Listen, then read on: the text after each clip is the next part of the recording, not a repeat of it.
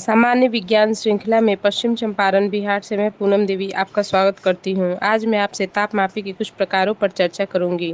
किसी भी सजीव का ताप मापने हेतु मापक्रम या पैमाने बनाए गए हैं। इन्हीं पैमानों के आधार पर ताप की माप हेतु कुछ युक्तियाँ भी विकसित की गई हैं, जिन्हें हम ताप मापी कहते हैं।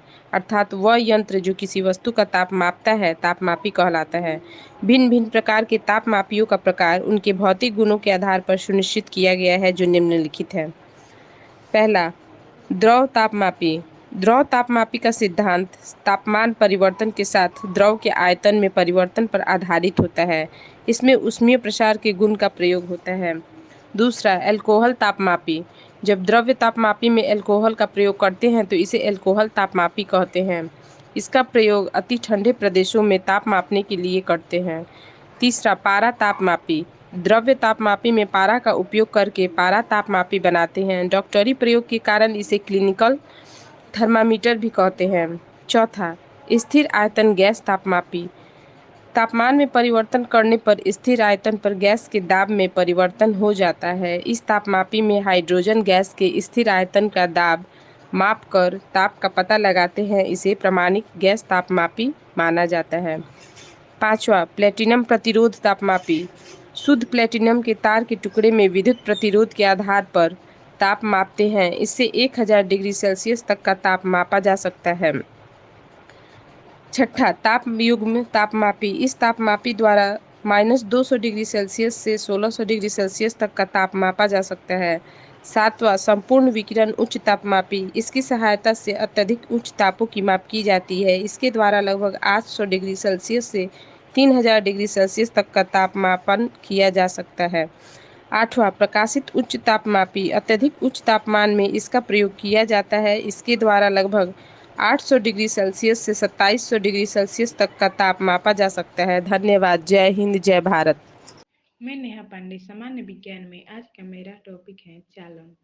ऊष्मा स्थानांतरण की ऐसी विधि जिसमें वस्तु का कण अपने स्थान को नहीं छोड़ते हैं चालन कहलाते हैं। जैसे जब हम धातु की छड़ को एक सिरे को हाथ से पकड़कर दूसरे सिरे को आग में रखते हैं तो कुछ देर बाद छड़ का दूसरा सिरा चालन के कारण गर्म हो जाता है।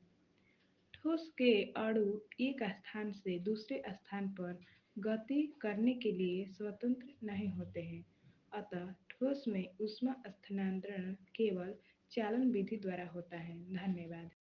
समान विज्ञान श्रृंखला में मैं आरती कुमारी आप सभी को स्वागत करती हूँ। आज का मेरा टॉपिक है गलनांक। गलनांक वह निश्चित ताप बिंदु जिस पर कोई ठोस द्रव में बदलता है। गर्म करने पर पदार्थ का गलनांक कहलाता है। यह वही ताप बिंदु है जिस पर उसी पदार्थ का द्रव ठोस में परिवर्तित होगा। ठंडा करने पर यह प्रक्रिया जमना कहलाती है तथा यह ताप बिंदु हिमांक कहलाता है। अतः हिमांक और गलनांक एक ही ताप बिंदु होते हैं और इन पर ठोस एवं द्रव परस्पर तापीय साम्य पर होते हैं। धन्यवाद। सामान्य विज्ञान में मैं किरण कुमारी आरा जिला बिहार से ऊष्मागतिकी के टॉपिक।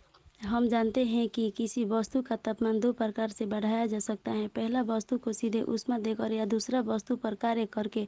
जैसे हथेली गर्म करने के लिए हम अंगूठी के सामने हाथ रखकर सीधे ऊष्मा प्राप्त कर सकते हैं। वहीं हथेलियों को रगड़कर भी हथेली गर्म की जा सकती है। यांत्रिक ऊर्जा और ऊष्मा के संबंध का अध्ययन ऊष्मागतिकी है। ऊष्मागतिकी भौतिकी के वह शाखा है जो ऊष्मा तथा ताप की अवधारणा एवं ऊष्मा के अन्य प्रकार की ऊर्जाओं में अंतरा रूपांतरण का निवेचन करती है। धन्यवाद। मैं अभिषेक कुमार सिन्हा विषय तापमान के पैमाने के संदर्भ में कुछ मुख्य बातें बताने जा रहा हूँ। तापमान को मापने के लिए सेल्सियस, फ़ारेनहाइट और केल्विन तीन सबसे लोकप्रिय पैमाने हैं। थर्मामीटर इन तीनों इकाइयों का इस्तेमाल करके तापमान मापते हैं। तापमान का पैमाना मेट्रोलॉजी में भौतिकी मात्रा तापमान को अंशांकित करने की एक पद्धति है। अनुभवजन्य पैमाने तापमान को सुविधाजनक और स्थिर मापदंडों या संदर्भ बिंदुओं के संबंध में मापते हैं। निरपेक्ष तापमान थर्मोडायनेमिक सिद्धांत पर आधारित है। तापमान के तीन पैमाने की जानकारी। सेल्सियस इस पैमाने पर पानी का हिमांक बिंदु 0 डिग्री सेल्सियस और उबलने का तापमान 100 डिग्री सेल्सियस होता है। इसका इस्तेमाल दुनिया भर के ज़्यादातर देशों में किया जाता है। फ़ारेनहाइट फ़ारेनहाइट इस पैमाने पर पानी का हिमांक बिंदु 32 डिग्री फ़ारेनहाइट और क्वथनांक 212 डिग्री फ़ारेनहाइट होता है। केल्विन केल्विन यह विज्ञान के व्यापक रूप से इस्तेमाल किए जाने वाले तापमान पैमाना है। अंतर्राष्ट्रीय प्रणाली इकाइयों के अनुसार तापमान की ऐसा इकाई केल्विन है जिसकी प्रतीक के द्वारा दर्शाया जाता है। पूर्ण शून्य तापमान पर यह 0 के हो जाता है। धन्यवाद। मैं अंकुर, पटना बिहार से। आज का टॉपिक मेरा साइंस फिजिक्स से है। वाष्पीकरण। सामान्य ताप पर किसी द्रव्य की खुली सतह से द्रव का गैस अवस्था में परिवर्तित होना वाष्पीकरण कहलाता है। वाष्पीकरण की क्रिया में ऊष्मा की आवश्यकताएं होती हैं। यह ऊष्मा द्रव्य द्वारा स्वयं अपने अंदर से ही प्राप्त की जाती है। फलस्वरूप वाष्पीकरण की प्रक्रिया में द्रव्य ठंडा हो जाता है। वाष्पीकरण के अनुप्रयोग। शरीर से पसीना सूखने के दौरान वाष्पीकरण के लिए ऊष्मा त्वचा से प्राप्त की जाती है, जिससे शरीर को ठंडा रखने में मदद मिलती है। कूलर में हवा वाष्पीकरण के कारण ही ठंडा होती है। मिट्टी के घड़े या सुराही में रखा पानी सामान्य की अपेक्षा ठंडा वाष्पीकरण के कारण ही हो पाता है। स्प्रे, इत्र आदि की बोतलों में खुला छोड़ देने पर इत्र का वाष्पीकरण होता है और फलस्वरूप बोतल ठंडी हो जाती है। गीले कपड़ों को सूखना इत्यादि। धन्यवाद। मैं सुधाकर सिंह सामान्य विज्ञान के इस श्रृंखला में आप सबों का स्वागत करता हूं। आज का मेरा टॉपिक है विकिरण। ऊष्मा स्थानांतरण की एक ऐसी विधि जिसमें किसी माध्यम की आवश्यकता नहीं होती विकिरण कहलाती है। किसी गर्म वस्तु से विद्युत चुंबकीय तरंगों के रूप में भी गति करती है, जिसे विकिरण ऊष्मा कहा जाता है, जबकि ऊष्मा स्थानांतरण की यह विधि विकिरण कहलाती है। दैनिक जीवन में विकिरण से संबंधित उदाहरण। सूर्य की ऊष्मा पृथ्वी तक विकिरण विधि द्वारा ही स्थानांतरित होती है। रेगिस्तान दिन में बहुत अधिक गर्म तथा रात में अधिक ठंडे हो जाते हैं। चूँकि रेत ऊष्मा की अच्छी अवशोषक होती है, अतः वह दिन में सूर्य की ऊष्मा से अधिक गर्म हो जाती है। हम जानते हैं कि ऊष्मा के अच्छे अवशोषक ही अच्छे उत्सर्जक भी होते हैं, अतः रेत जितने जल्दी गर्म होते हैं उतनी ही जल्दी ठंडी भी हो जाती है। थर्मस का ऊष्मारोधी बनने के लिए उसकी सतह चमकदार बना दी जाती है, जिससे यह अपने ऊपर अपठित संपूर्ण प्रकाश का परावर्तन कर देता है। फलस्वरूप यह न तो बाहर की ऊष्मा का अवशोषण करता है और न ही भीतर की ऊष्मा का उत्सर्जन करता है। थर्मस की भीतरी सतह पर रजत परत चढ़ाई जाती है। यदि जूता पर पॉलिश करके उनकी सतह चमकदार बना दी गई तो ऐसे जूतों अपने ऊपर पड़ने वाली ऊष्मा को परावर्तित कर देते हैं और धूप से शीघ्र गर्म नहीं होते। सामान्यतः रात में पृथ्वी द्वारा उत्सर्जित विकिरण द्वारा ऊष्मा छोड़ी जाती है और यह आसमान में चली जाती है, किंतु बादल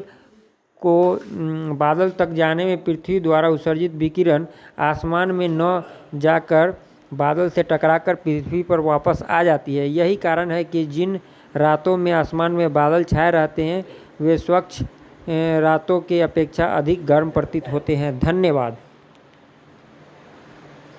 मैं मधुमाला कुमारी बिहार डिस्ट्रिक्ट बेगूसराय से सामान्य विज्ञान श्रृंखला में आज का टॉपिक संवहन है।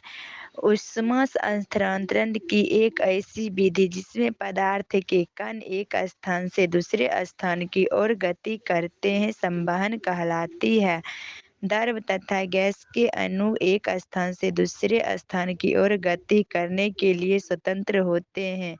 जब द्रवों अथवा गैसों में एक स्थान का ताप दूसरे से अधिक हो जाता है तो वहाँ के अणु गति करके कम तापमान वाले स्थान की ओर जाने लगते हैं। यह प्रक्रिया तब तक चलती रहती है जब तक संपूर्ण पदार्थ का तापमान एक समान न हो जाए। संवहन दो प्रकार के संभव है।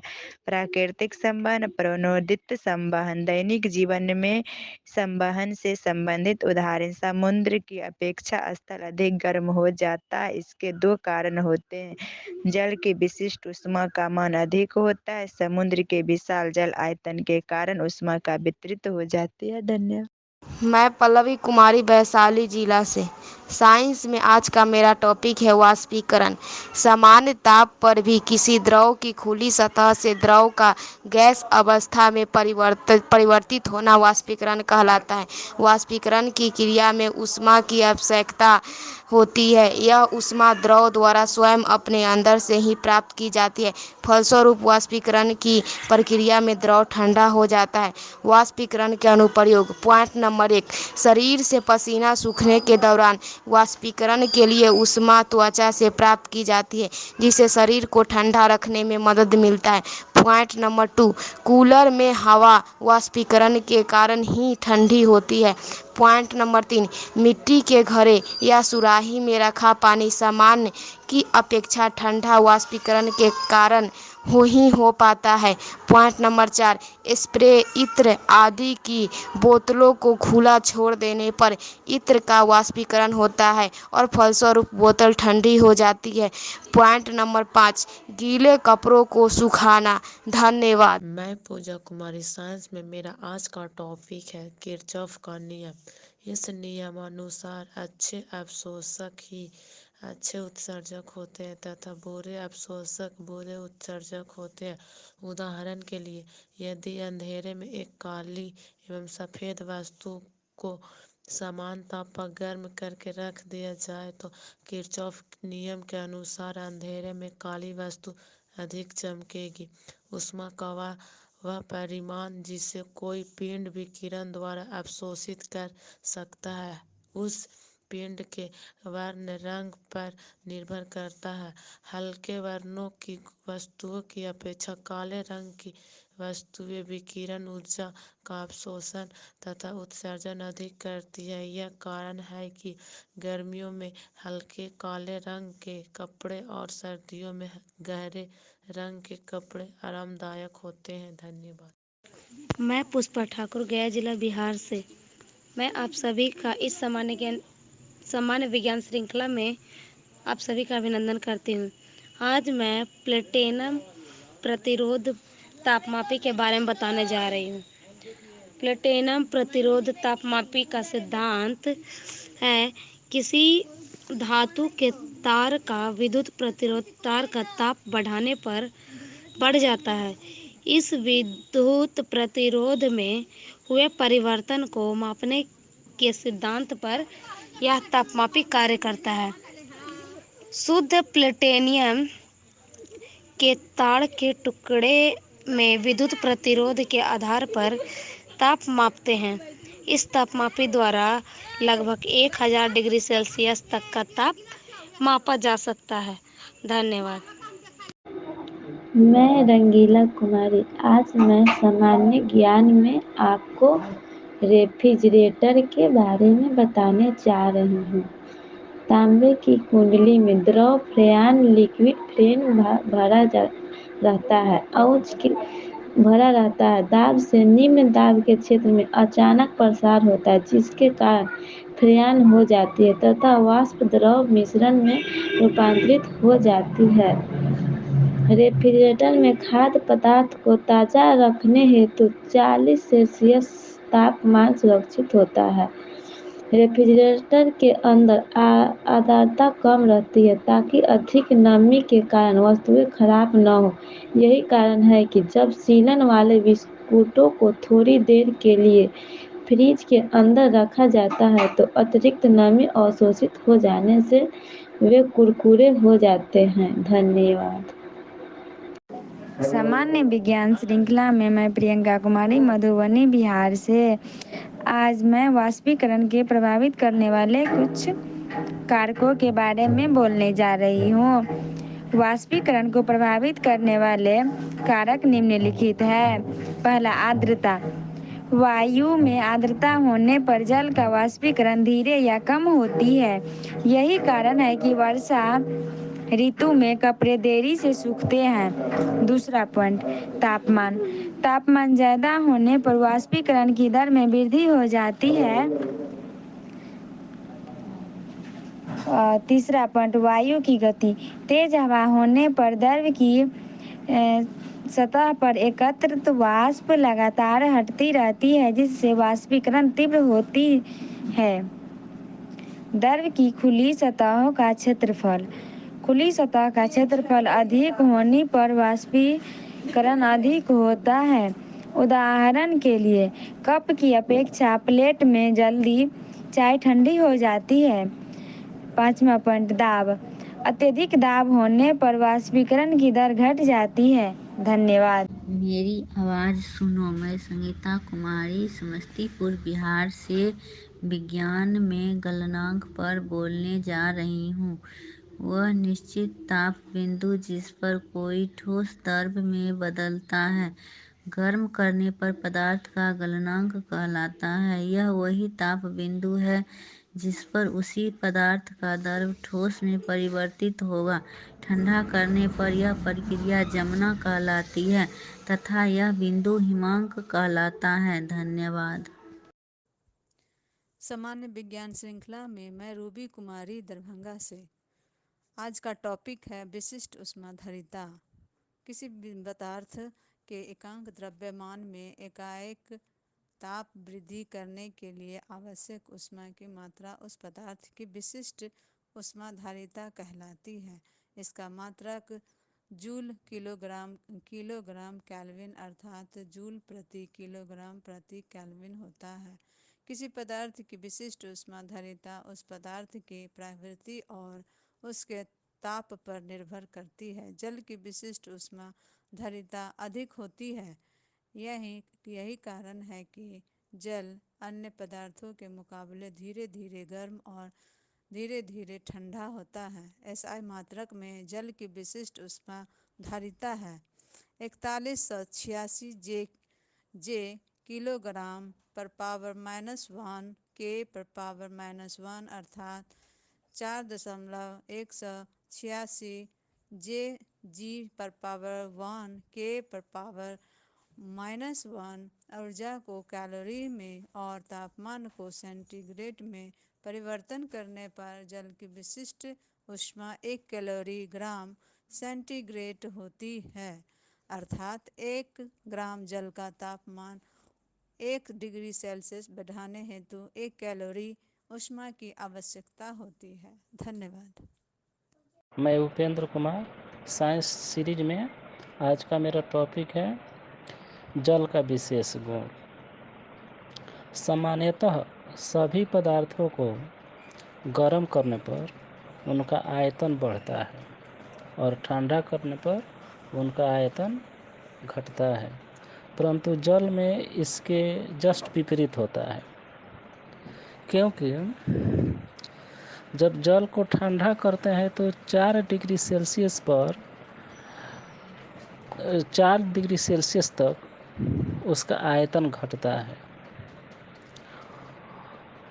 वहीं जब 4 डिग्री सेल्सियस से भी कम पर उसे ठंडा करते हैं तो उसका आयतन बढ़ने लगता है और घनत्व घटने लगता है। और वहीं 0 डिग्री सेल्सियस पर जाकर वह बर्फ़ में बदल जाता है।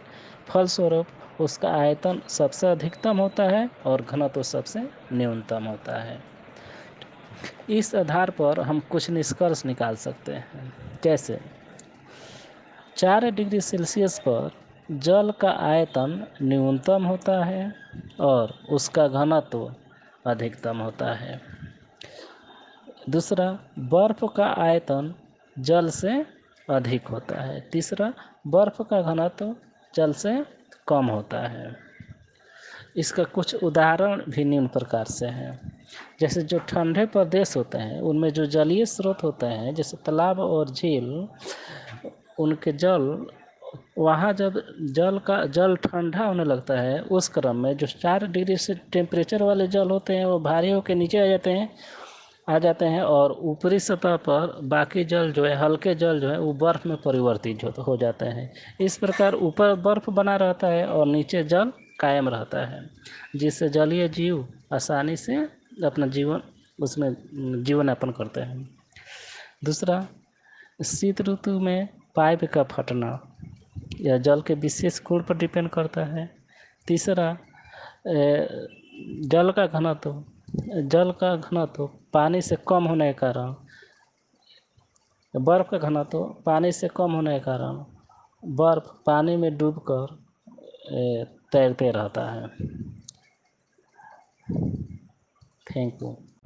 सामान्य विज्ञान में आप सभी का स्वागत है। आज का मेरा टॉपिक संपूर्ण विकिरण उच्च तापमापी सिद्धांत। यदि कोई वस्तु उच्च ताप पर है तो वस्तु के प्रत्येक एकांक पृष्ठ क्षेत्रफल से प्रति सेकंड उत्सर्जित होने वाले विकिरण की मात्रा वस्तु के परम ताप के चतुर्थ घात के समानुपाती होती है, अर्थात इसे स्टीफन का नियम कहते हैं। यह उच्च तापमापी इस प्रकार आधारित होता है, यह तपनिकय से निकले सभी प्रकार के विकिरण को प्राप्त करना मापन करता है।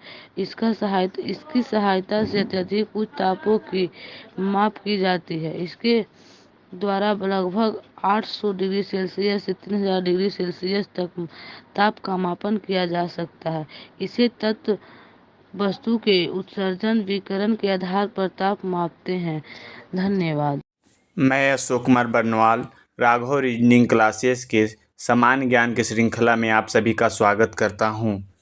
तापमापन, भले ही स्पर्श द्वारा हम ताप का अनुभव कर सकते हैं, परंतु यह ताप बोध कुछ अविश्वसनीय और वैज्ञानिक कार्यों में अनुपयोगी है। अतः तापमापन हेतु मापक्रम या पैमाने बनाए गए हैं। इसी पैमाने के आधार पर ताप की माप हेतु कुछ युक्तियां यंत्र विकसित की गई है, जिन्हें तापमापी कहते हैं।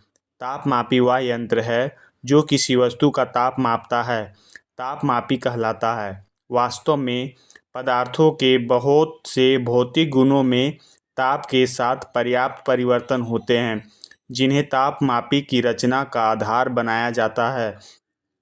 कुछ तापमापी निम्नलिखित हैं। द्रव तापमापी सिद्धांत। द्रव तापमापी का सिद्धांत तापमान परिवर्तन के साथ द्रव के आयतन में परिवर्तन पर आधारित होता है। द्रव तापमापी में ऊष्मीय प्रचार के गुण का प्रयोग होता है। द्रव तापमापी में कांच की कैसनली में द्रव स्तंभ की लंबाई ताप मापने के लिए प्रयुक्त होती है। एल्कोहल तापमापी। जब द्रव तापमापी में एल्कोहल का प्रयोग करते हैं तो इसे एल्कोहल तापमापी कहते हैं। चूँकि एल्कोहल का गलनांक या हिमांक अत्यंत निम्न एथिल अल्कोहल बराबर -114 सेल्सियस होता है, अतः इसका उपयोग या प्रयोग अति ठंडे प्रदेश में तापमान के लिए करते हैं। पारामापी। द्रव पारामापी में पारा का उपयोग करके पारा तापमापी बनाते हैं। इसका प्रयोग मानव शरीर का ताप मापने के लिए किया जाता है। डॉक्टरी प्रयोग के कारण इसे क्लिनिक में थर्मामीटर भी कहते हैं। धन्यवाद। नाम विकास आनंद, बिहार राज्य से। सामान्य विज्ञान की श्रृंखला में मेरा आज का टॉपिक है तापीय प्रसार के व्यवहारिक अनुप्रयोग। पॉइंट नंबर 1, कांच की बोतल में जब कॉर्क फंस जाती है तो बोतल की गर्दन को थोड़ा गर्म करने पर वह प्रसार के कारण ढीली हो जाती है और कॉर्क निकल आता है। पॉइंट नंबर 2, कांच की बोतलों में धातु के ढक्कनों को निकालने के लिए बहुधा उन्हें हल्के गर्म पानी में रखने पर वे निकल जाते हैं, क्योंकि धातु का प्रसार कांच की अपेक्षा अधिक होती है। पॉइंट नंबर 3, गाड़ियों में लकड़ी के पहियों पर लोहे अथवा इस्पात को गर्म करके चढ़ाते हैं, जो ठंडा होने पर सिकुड़ कर पहिए को मजबूती से जकड़ लेता है। पॉइंट नंबर 4, रेलगाड़ियों की पटरियों के बीच थोड़ी जगह छोड़ते हैं, नहीं तो वे गर्मियों में प्रसारित होकर टेढ़ी हो सकती है। पॉइंट नंबर 5, जब दो भिन्न भिन्न धातुओं की पट्टियों जिनके प्रसार गुणांक अलग अलग हैं उसे एक साथ जोड़कर गर्म किया जाता है तो आसमान प्रसार के कारण पट्टियाँ मुड़ जाएगी। ज़्यादा तापीय प्रसार गुणांक वाली पट्टी उत्तलाकार सतह पर होगी और कम फैलने वाली धातु की पट्टी अवतलाकार सतह पर होगी। तापमापी किस यंत्र को कहते हैं? जो किसी वस्तु का ताप मापता है। मानव शरीर का तापमान मापने वाला यंत्र को क्या कहते हैं? पारा तापमापी थर्मामीटर। डॉक्टरी प्रयोग के कारण पारा तापमापी को क्या कहते हैं? Clinic thermometer. हाइड्रोजन गैस तापमापी से कितना तापमान मापा जा सकता है? -200 डिग्री सेल्सियस से +500 डिग्री सेल्सियस तक। किस तापमापी द्वारा 800 डिग्री सेल्सियस से 3000 डिग्री सेल्सियस तक का मापन किया जाएगा? संपूर्ण विकिरण उच्च तापमापी। प्लेटिनम प्रतिरोध तापमापी द्वारा कितना डिग्री तक ताप मापा जा सकता है? लगभग 1000 डिग्री सेल्सियस तक। प्रकाशित उच्च तापमापी द्वारा कितना ताप माप सकते हैं? 800 डिग्री सेल्सियस से 2700 डिग्री सेल्सियस तक। मानव शरीर का ताप कितना फ़ारेनहाइट होता है? 98.6 डिग्री सेल्सियस फ़ारेनहाइट। किसी वस्तु का ताप -273.15 डिग्री सेल्सियस से कम संभव नहीं है, उसे कौन सा ताप कहते हैं? परम शून्य ताप। किसी वस्तु के ताप में वृद्धि होने से उसकी विमाओं में वृद्धि होती है, उसे क्या कहते हैं? तापीय प्रसार। क्षेत्रफल के प्रसार को क्या कहते हैं? क्षेत्रीय प्रसार। जल का आयतन न्यूनतम कितने डिग्री पर होता है? 4 डिग्री सेल्सियस पर। बर्फ का आयतन जल से क्या होता है? बर्फ का आयतन जल से ज्यादा होता है। बर्फ का घनत्व जल से क्या होता है? बर्फ का घनत्व जल से कम होता है। जल का घनत्व अधिकतम कितना होता है? अधिकतम 4 डिग्री सेल्सियस पर होता है। द्रव्यमान की कितनी अवस्थाएं होती है? द्रव्य की 3 अवस्थाएं होती हैं। किसी ताप पर किसी पदार्थ का एक अवस्था दूसरे अवस्था में परिवर्तन को क्या कहते हैं? अवस्था परिवर्तन कहते हैं। द्रव की अवस्थाएं कौन कौन सी होती है? द्रव की अवस्थाएं ठोस, द्रव तथा गैस होती हैं। 1 ग्राम बर्फ को गलाने के लिए कितने कैलोरी ऊष्मा चाहिए? 80 कैलोरी ऊष्मा चाहिए। जब पानी को 0 डिग्री सेल्सियस से 10 डिग्री सेल्सियस तक गर्म किया जाता है तो इसका आयतन में क्या होता है? इसका आयतन पहले घटता है, उसके बाद बढ़ता है। 50 डिग्री सेल्सियस का मान फ़ारेनहाइट स्केल में कितना होता है? 122 डिग्री फ़ारेनहाइट। थर्म किसका यूनिट है? थर्म ऊष्मा का यूनिट है। आग को सबसे जल्दी कौन सी जल बुझाती है? उबलता हुआ जल। अधिक दाब होने पर वाष्पीकरण की दर में क्या होती है? घट जाती है। कूलर की हवा किसके कारण से ठंडा होती है? कूलर की हवा वाष्पीकरण के कारण ठंडा होती है।